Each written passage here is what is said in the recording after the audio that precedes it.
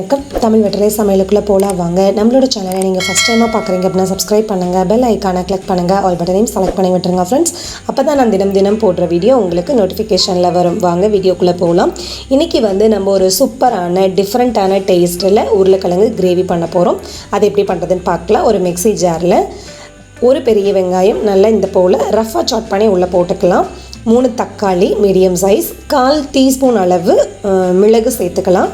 ஒரு ஏலக்காய், 1/2 ஸ்பூன் அளவு சோம்பு, 1 ஸ்பூன் அளவு சர்க்கரை சேர்த்துக்கலாம். சேர்த்துட்டு இப்போ இது எல்லாத்தையும் நல்லா நைஸாக அரைச்சி எடுத்துகிட்டு வந்துடலாம். அந்த விழுது அப்படியே இருக்கட்டும்.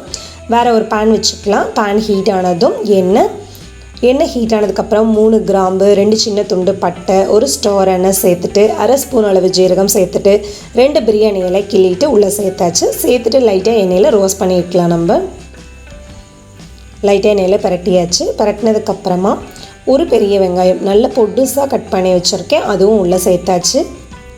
உள்ளே சேர்த்து அதுவும் எண்ணெயில் நல்லா கலந்து விட்டுக்கலாம். நம்ம கலந்ததுக்கப்புறமா 1/2 ஸ்பூன் அளவு இஞ்சி பூண்டு விழுது சேர்த்துக்கலாம். சேர்த்து அதுவும் நல்லா கலந்தாச்சு. கலந்ததுக்கப்புறமா கொஞ்சம் கருவேப்பிலை இலை, ஃப்ரெஷ்ஷாக இருந்த கருவேப்பிலையாக இருந்தால் ரொம்ப சூப்பராக இருக்கும் ஃப்ளேவர். இப்போ அதை நல்லா கலந்துடலாம். கலந்ததுக்கப்புறமா நம்ம அரைச்சி வச்ச தக்காளி வெங்காய விழுதை உள்ளே சேர்த்துக்கலாம். நம்ம வதக்கி அதாவது குக் பண்ணி நம்ம அரைக்கல, அப்படியே பச்சையாக தான் அரைச்சிருக்கோம். ஸோ இதை அப்படியே நம்ம கடாயில் சேர்க்கையில் மேலே தெரிக்கும். அடுப்பை கம்மியாக வச்சுட்டு கடாயில் சேர்த்துக்கோங்க. 1/4 ஸ்பூன் அளவு மஞ்சள் தூள், தேவையான அளவு உப்பு சேர்த்துக்கலாம்.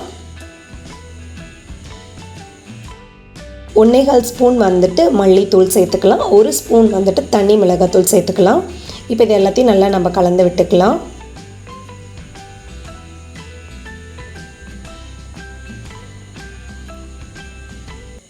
அவ்வளோதான், நல்லா கலந்தாச்சு. இப்போ ஜார் அலம்பின தண்ணி ஒரு 1/2 கப் அளவு சேர்த்துக்கலாம். சேர்த்துட்டு இப்போ இந்த கிரேவியை நல்லா நம்ம திக்காகிற வரையிலும் நல்லா கொதிக்க வச்சுக்கலாம்.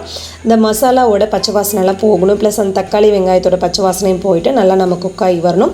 அதனால 2 நிமிஷம் அடுப்பை மிதமான தீயில வச்சு நல்லா கொதிக்க வச்சுக்கலாம். மூடி போட்டு மூடி ஓப்பன் பண்ணோடனே நல்லா ஓரங்கள் எல்லாம் எண்ணெய் பிரிஞ்சு சூப்பராக வந்திருக்கு. இந்த மசாலாவோட பச்சை வாசனை போயிடுச்சு, மசாலாவும் நல்லா குக் ஆயிடுச்சு நமக்கு. இப்போ கஸ்தூரி மேத்தி இருக்கு இல்லைங்களா, அது 1 ஸ்பூன் அளவு கையில் நல்லா க்ரஷ் பண்ணிவிட்டு அதுவும் உள்ளே சேர்த்தாச்சு. சேர்த்துட்டு அதுவும் நல்லா கலந்துக்கலாம். நம்ம கலந்ததுக்கப்புறமா நான் மீடியம் சைஸ் அளவு 3 உருளைக்கிழங்கு வேக வச்சு தோல் உரிச்சிட்டு கட் பண்ணி வச்சுருக்கேன். அந்த உருளைக்கிழங்கு துண்டுகளை நம்ம இந்த கிரேவியில் சேர்த்துக்கலாம். சேர்த்துட்டு இதை நல்லா கலந்துக்கலாம். நம்ம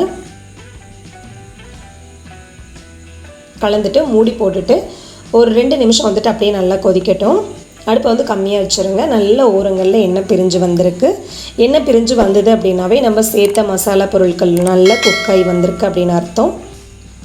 அவ்வளோதான். மேலால் நல்ல பொடுசாக கட் பண்ண மல்லி இலையை தூவிக்கலாம். ரொம்ப சூப்பராக நம்மளோட உருளைக்கிழங்கு கிரேவி தயாராகிருச்சு.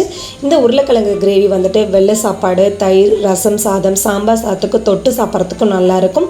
இட்லி, தோசை, சப்பாத்தி, பூரியோட தொட்டு சாப்பிட்றதுக்கும் சைடிஷாக ரொம்ப சூப்பராக இருக்கும். ஸோ கண்டிப்பாக இந்த ரெசிபியை ட்ரை பண்ணுங்கள். எப்படி இருக்குன்னு சொல்லிட்டு கமெண்ட் பண்ணுங்கள். நம்மளோட சேனலுக்கு சப்ஸ்கிரைப் பண்ணுங்கள். அப்போ தான் நாளைக்கு நான் போஸ்ட் பண்ணுற வீடியோ உங்களுக்கு நோட்டிஃபிகேஷனில் வரும். தேங்க்யூ.